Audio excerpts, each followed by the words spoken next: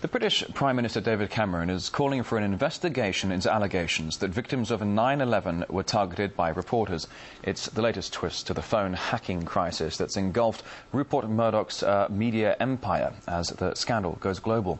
It's claimed that journalists tried to bribe New York police officers for access to victims' voicemail.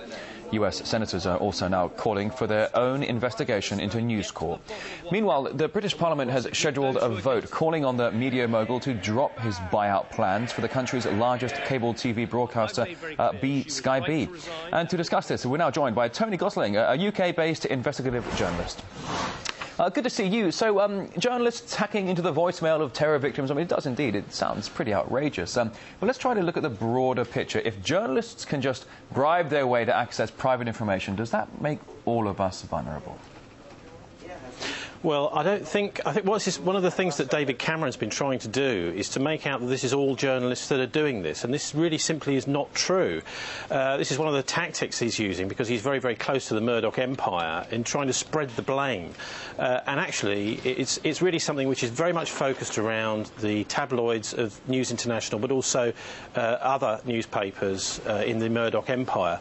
And the whole focus of this story seems to be shifting slightly away from the individual private investigators that were doing this hacking, commissioned by the Murdoch empire, to the list of something like 4,000 names, which the police have had since about 2004, 2005, and yet they've got prima facie evidence of criminal activity by these individuals and by the Murdoch empire, and yet they've not acted on it. And I think this is really where this story is going, is that now people are starting to ask questions, is if the police have got this prima facie evidence of criminality, why haven't they acted further? What they've done is, effectively, they've decided not to investigate themselves, and this is now becoming the focus, I think, here in Britain of the story, where we see lots of Scotland Yard detectives basically coming to an agreement, and of course these people many of them have been paid by the Murdoch empire to not investigate themselves. So the regulation has completely gone.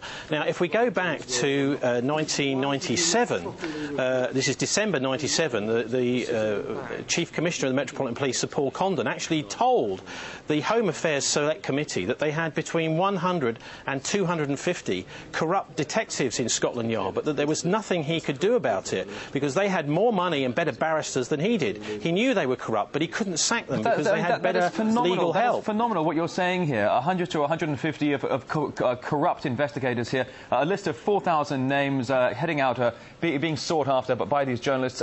As you're suggesting, media mogul Murdoch, his news empire, definitely facing up to some serious pressure. Is it conceivable that it could be brought down by all of this? And if so, how would that affect the global media environment? Well, it would actually be very healthy, I think, for the global media environment. Certainly, because of the expanding nature of this police investigation now, it looks like a proper police investigation for the first time into this. It could well mean that we see the Rupert Murdoch's empire in Britain crumbling and collapsing simply because, large amounts of his income, which comes through advertising, almost every day, more people are withdrawing advertising and endorsement of the Murdoch empire. But just to get back to the police side of it, because the police simply haven't done their job, and this is becoming absolutely clear now.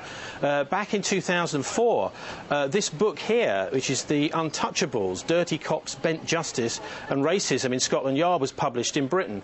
And what it does is it actually names John Yates, and it also names Andy Hayman, two senior people involved in this whole phone hacking case, as at least potentially anyway corrupt police officers that Paul Condon was trying to get rid of. Now, it seems that we've got a kind of culture of impunity in Scotland Yard, and combine this with the criminal activities at News International, this is absolutely astounding, and this is what this judicial inquiry is going to have to dig out, and the sooner the better.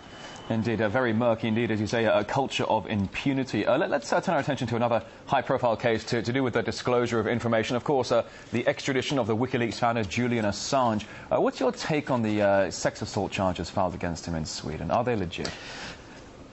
Well, let's not forget that actually Assange still hasn't been properly charged with any crime in Sweden. This is the crazy thing about this entire case. They want to extradite him for questioning, but he hasn't been properly charged. And it seems that the European arrest warrant that's been used for this is really the kind of thing that you would expect to be used in the most serious criminal cases of, you know, really serious crime.